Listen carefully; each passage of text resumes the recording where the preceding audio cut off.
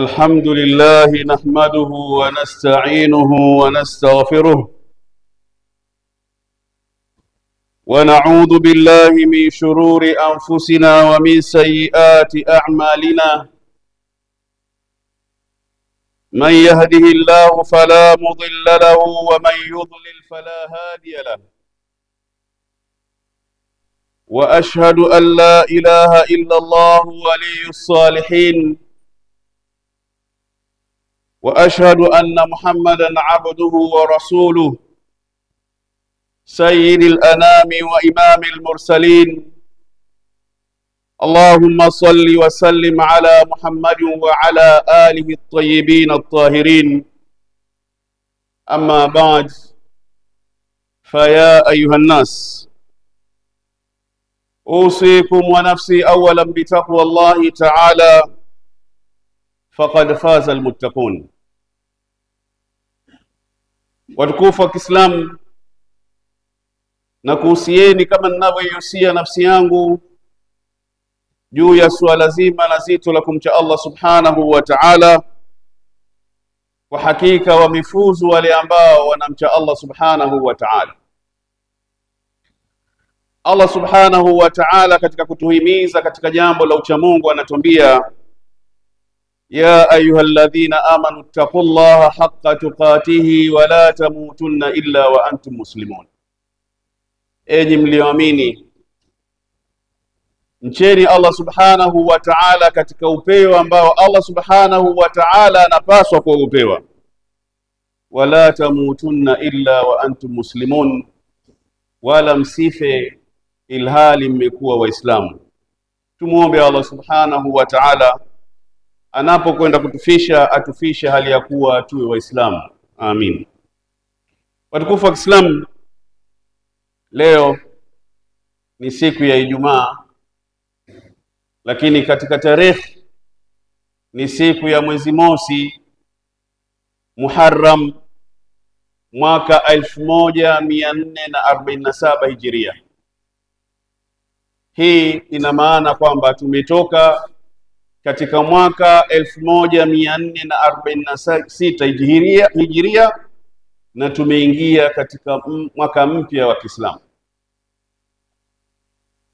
Watukufu wa Kiislamu, Allah subhanahu wa ta'ala anatueleza katika suratu Tauba aya 36: inna iddatash shuhuri inda Allahi 12 shahran fi kitabillahi يوم خلق السماوات والأرض منها 4 حرم. Allah subhanahu wa ta'ala anatuambia kwamba hakika ya idadi ya miezi iliyoko Allah ambayo anaitambua ni 12. Katika hiyo miezi 12 Allah subhanahu wa ta'ala akasema kwamba kuna miezi minne ambayo ni mitukufu. Katika hadithi ya Mtume sallallahu alaihi wasallam ambayo inaichambua aya hii, Mtume sallallahu alaihi wasallam anatuambia: as-sanatu 12 shahra minha 4 hurum 3 mutawaliyat. Mtume sallallahu alaihi wasallam anatuambia katika mwaka kuna miezi 12, katika miezi 12 hiyo kuna minne ambayo ni mitukufu. Mtume akatuambia 3 mutawaliyat, hakika miezi mitatu ni yenye kufuatana. Mtume akatueleza akatuambia ni Dhulqaada wa Dhulhijja wal Muharram. Miezi hii yenye kufuatana ni Dhulqaada ambao sie twauita mfunguo pili, na wa pili ni Dhulhijja ambao sie twaita mfunguo tatu, na watatu ni Muharram ambao ndio huu hapa ambao sisi twaita nini, mfunguo 4. Na Mtume sallallahu alaihi wasallam akatuambia kwamba kuna mwingine ambao haukufuatana na wenzake. Hii ni Rajab ambao ipo baina ya Jumada Thani pamoja na Shaaban. Kwa hivyo Waislamu, leo tunaingia katika mwezi, kwanza tunaingia katika mwaka mpya, lakini pia tuko katika mwezi ambao ni miongoni mwa mwezi mitukufu. Katika kuthibitisha utukufu wa mwezi huu wa Muharram, Mtume sallallahu alaihi wasallam anatuambia afdalus siyam, funga iliyo bora baada Ramadhan, baada ya kushakufunga mwezi mtukufu wa Ramadhan, basi mtume anatuambia shahrullahil muharram, basi ni kufunga katika funga ya mwezi wa Muharram ambao Allah subhanahu wa ta'ala amefanya nini? Ameutukuza. Kwa hivyo hii inaonyesha ni kwa namna gani mwezi huu wa Muharram ni miongoni mwa miezi ambao ni mitukufu katika kufanya ibada, hususan ibada ya nini? Ya funga. Na katika hili, katika mwezi huu wa Muharram kuna tukio moja kubwa. Mtume sallallahu alaihi wasallam alipofika Madina alikuta Mayahudi wakifunga katika mwezi huu, siku ambayo inaitwa Ashura. Kwa hivyo Mtume sallallahu alaihi wasallam akataka kujua kwa nini wanaifunga. Mayahudi wakasema hadha yawmu salih, hii ni siku njema. Hadha yawmu najallahu fihi bani Israila min aduwihim fasamahu Musa, hii ni siku ambayo Allah subhanahu wa ta'ala aliwaokoa Banu Israil kutokana na adui yao Firauna. Nabii Musa akawa anafunga, na sisi tukafanya nini? Na sisi tukafunga. Mtume sallallahu alaihi wasallam kusikia maneno hayo akasema nahnu ahaqqu bi Musa min, sisi tuna haki zaidi ya kumfuata Musa, sisi tuna haki zaidi ya kufanya aliyofanya Musa kuliko ni nyinyi. Kwa hivyo Mtume sallallahu alaihi wasallam fasamahu, akaifunga siku hii, wa amara bisiyamihi, na akaamrisha kuifunga katika siku hii. Kwa hivyo hii ni siku ya 10 ambayo yaitwa yaumu Ashura, yani siku ya 10 katika mwezi wa Muharram. Masahaba wakarudi kwa Mtume sallallahu alaihi wasallam wakamwambia Mtume, katika mafundisho yako umetuambia tuwakhalif Mayahudi, sasa mbona leo watuambia na sisi tofauti tufunge hii?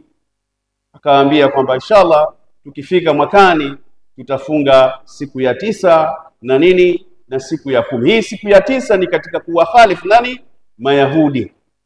Lakini siku ambayo ni hii ni siku ya Ashura, ambayo yeye Mtume sallallahu alaihi wasallam akaitolea ufafanuzi zaidi na fadhila zaidi kwa mtu ambaye ataifunga siku hii. Mtume sallallahu alaihi wasallam akasema siyamu yaumi Ashura, funga ya siku ya Ashura, ahtasib ala Allah, mimi natarajia kwa yule ambaye ataifunga siku hii, an yukaffira sana allati qabla, mtu kufutiwa madhambi ya mwaka wake uliopita.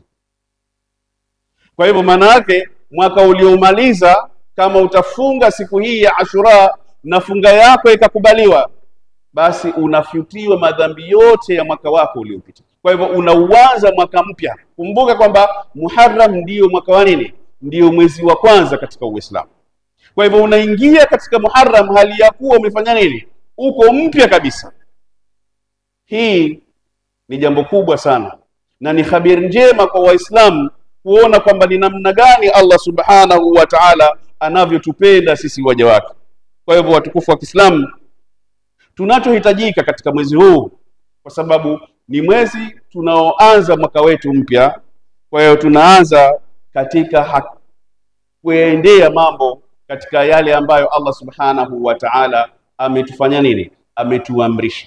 Kwa hivyo tuanze mwaka huu katika kwenda katika amali ambazo tutazifanya na Allah anasifaini, anaziridhia nayo, si nyingine isipokuwa nini? Moja ni katika funga. Lakini jambo la pili, tunapoanza mwaka huu, basi ni vyema kufanya muhasaba, kujiangalia katika mwaka uliopita nimefanya nini, ili kama kuna makosa ambayo tuliyafanya katika mwaka uliopita tusiweze kuyarejea katika mwaka huu mpya unaokuja. Lakini jambo jingine ni wakati wa kujiepusha na madhambi, hasa tuko katika nini? Katika mwezi huu mtukufu.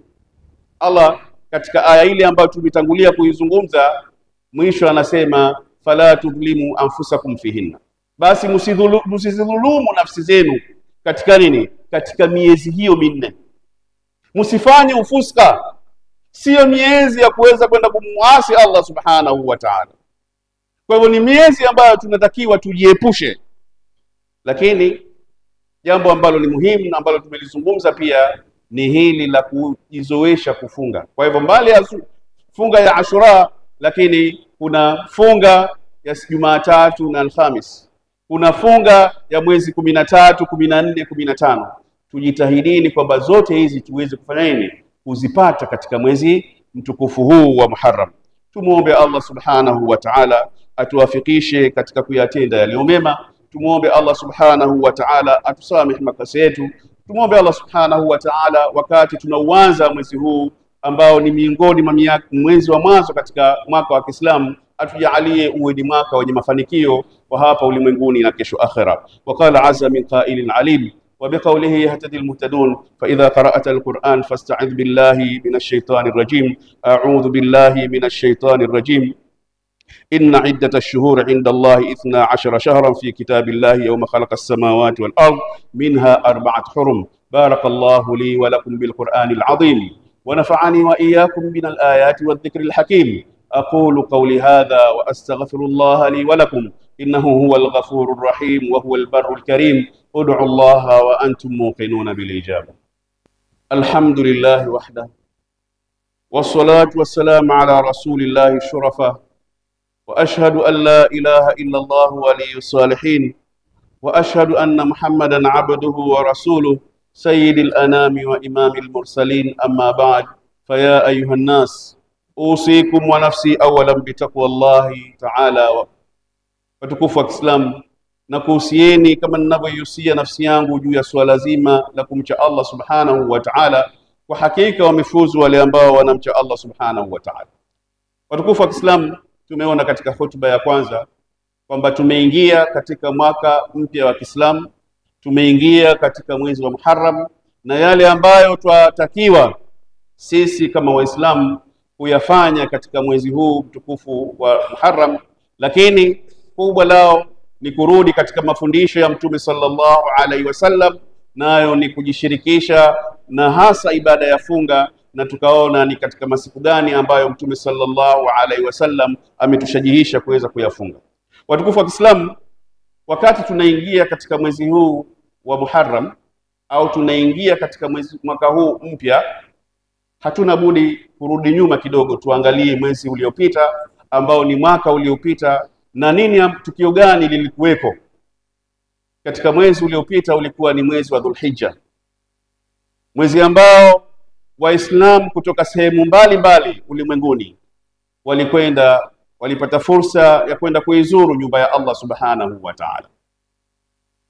Tumuombe Allah subhanahu wa ta'ala wale waliokwenda kuizuru nyumba yake katika mwaka huu azikubali amali zao, awasamehe makosa yao, na awarejeshe ambao bado hawajarudi warudi katika majumba yao hali ya kuwa wako katika hali nzuri kabisa. Watukufu wa Kiislamu, wakati tunauanza mwaka mpya, kitu kinachohitajika ni kuwa na nini tunapanga kwa katika mwaka unaokuja. Katika jambo ambalo bado Waislamu hatujafanya vizuri ni suala la kuwa na mipango ya mtu mmoja mmoja,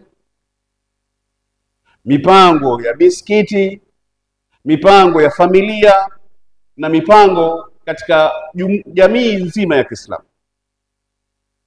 Kwa hiyo tunapoanza mwaka huu ni vyema tukaweka malengo, na hasa hapa na kwenda kwa vijana ambao bado hatujapata fursa ya kwenda kuizuru nyumba ya Allah subhanahu wa ta'ala. Ni wakati wa kuweka nia ya kwenda kuizuru nyumba ya Allah subhanahu wa ta'ala katika mwaka huu unaokuja ambao ni mwaka 1447. Katika malengo yako andika kwamba mimi namuomba Allah subhanahu wa ta'ala anijalie katika mwaka huu niwende nikafanya nini. Mtume sallallahu alaihi wasallam akilizungumza suala la hija anasema, man arada alhajja falyataajjal, yule ambaye anayekusudia kwenda kufanya hija basi afanye haraka kwenda kuifanya ibada hiyo ya hija, fa innahu qad yamra, kwa sababu hajui, huenda Allah subhanahu wa ta'ala akaja kumpa maradhi mbeleni. Allah amekupa uwezo, usiseme nitakwenda baadaye, fanya haraka ya kwenda kufanya hiyo ibada. Watadhillu dhalla, Mtume sallallahu alaihi wasallam. Au kuna kwa mfano hivi karibuni tumeona vita vilikuwepo baina ya Mashariki ya Kati. Kwa hivyo kinakuja kitu kikaweza kuzuia. Sote ni mashahidi katika mwaka 1219 corona. Watu walikuwa na uwezo lakini hawakuweza kufanya nini? Hawakuweza kwenda kuhiji. Kwa hiyo Mtume sallallahu alaihi wasallam anatuhimiza kwamba unao uwezo, fanya haraka. Mtume sallallahu alaihi wasallam anatuambia, au inaweza ikatokezea jambo ambalo usilolitarajia likakuzuia wewe kutoka nini na kwenda kuifanya amali ya hija. Swala linakuja, ni uwezo upi? Ni mpaka niwe na pesa mimi?